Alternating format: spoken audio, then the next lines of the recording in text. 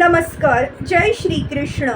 Shrikrishna Chaitanya Prabhu Nityanand, Shri Advaita Gadadhar, श्रीवासदि Gaur भक्तवृंदा. Enunciating text 30, text 31 and text 32 of chapter 19, the killing of the demon Hiranyaksha of third canto, the status quo of Srimad Bhagavatam, text 30. Deva uchuh नमो नमस्ते अखिल यज्ञ तंतवे स्थितौ गृहीतामल सत्वमूर्तये दिष्ट्या हतो अयम जगत्ताम रुन्तुदस त्वत्पाद भक्त्या वयमिष निर्वृताः. The demigods address the Lord. All obeisances unto you. You are the enjoyer of all sacrifices, and you have assumed the form of a boar in pure goodness for the purpose of maintaining the world.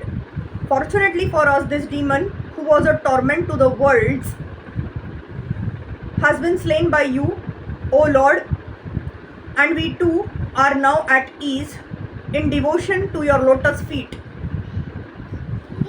The material world consists of three modes: goodness, passion, and ignorance. But the spiritual world is pure goodness. It is said here that the form of the Lord is pure goodness, which means that it is not material. In the material world, there is no pure goodness. In the Bhagavatam, the stage of pure goodness is called Sattvam Vishuddham. Vishuddham means pure. In pure goodness, there is no contamination by the two inferior qualities, namely passion and ignorance. The form of the boar, therefore, in which the Lord appeared, is nothing of the material world. There are many other forms of the Lord, but none of them belong to the material qualities. Such forms are non-different from the Vishnu form, and Vishnu is the enjoyer of all sacrifices. The sacrifices which are recommended in the Vedas are meant to please the Supreme Personality of Godhead. In ignorance only, people try to satisfy many other agents, but the real purpose of life is to satisfy the Supreme Lord Vishnu. All sacrifices are meant to please the Supreme Lord. The living entities who know this perfectly well are called demigods, godly or almost God.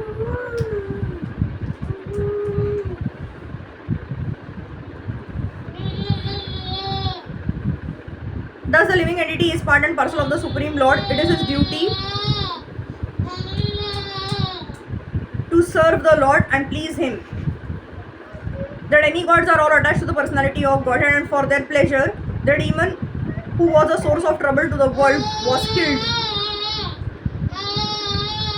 Purified life is meant to please the Lord, and all sacrifices performed in purified life are called Krishna's consciousness. This Krishna's consciousness is developed by devotional service as clearly mentioned here.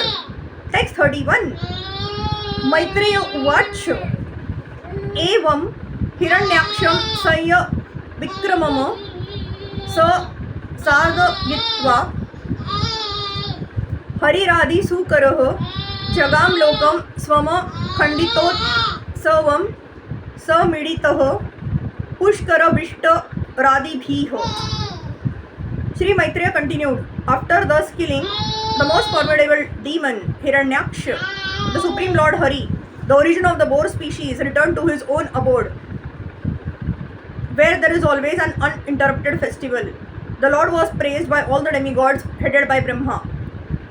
The Lord is spoken of herewith as the origin of the boar species. As stated in the Vedanta Sutra 1.1.2, the absolute truth is the origin of everything. Therefore, it is to be understood that all 84 lakh species of bodily forms origin from the Lord, who is always Adi or the beginning. In Bhagavad Gita, Arjuna addresses the Lord as Adyam or the original.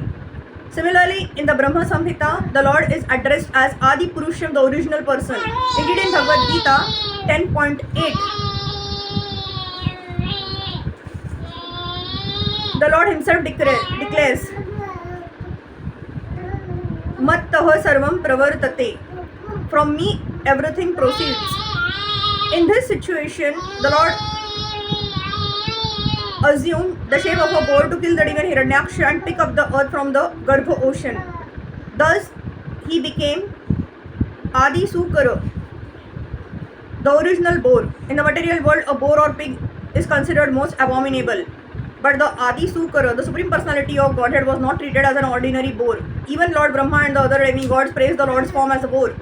This verse confirms the statement in Bhagavad Gita that the Lord appears as he is from his transcendental abode for the sake of killing the miscreants and saving the devotees. By killing the demon Hiranyaksha, he fulfilled his promise to kill the demons and always protect the demigods headed by Brahma.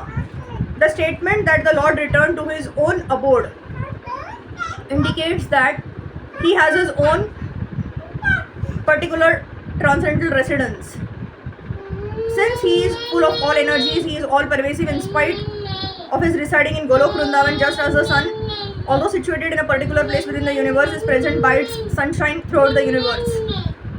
Although the Lord has his particular abode in which to reside, he is all pervasive. The impersonalists accept one aspect of the Lord's features, the all pervasive aspect, but they cannot understand his localized situation in his transcendental abode where all ways he is engaged in fully transcendental pastimes.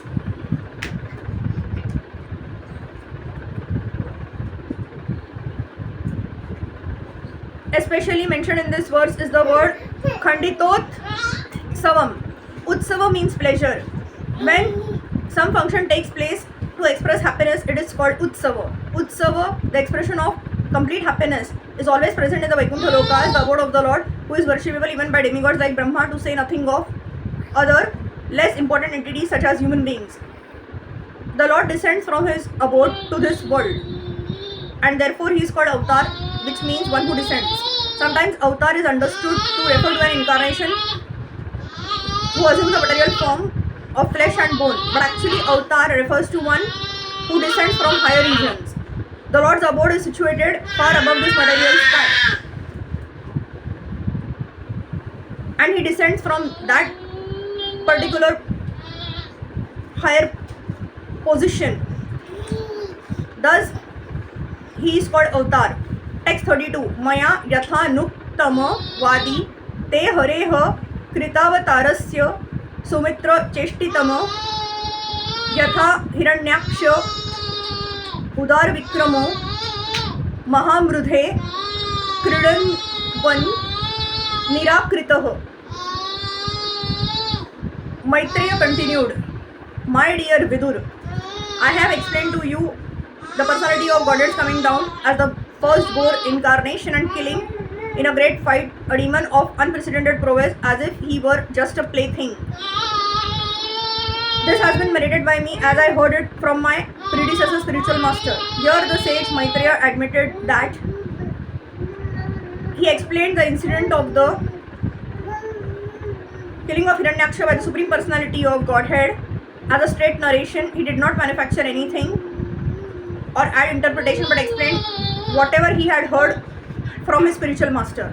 Thus he accepted as bona fide the system of parampara or received the transcendental message in disciplic succession. Unless received by this bona fide process of hearing from a spiritual master, the statement of an acharya or preceptor cannot be valid. It is also stated here that although the demon Hiranyaksha was unlimited in prowess, he was just like a doll for the Lord. A child breaks so many dolls without real endeavor.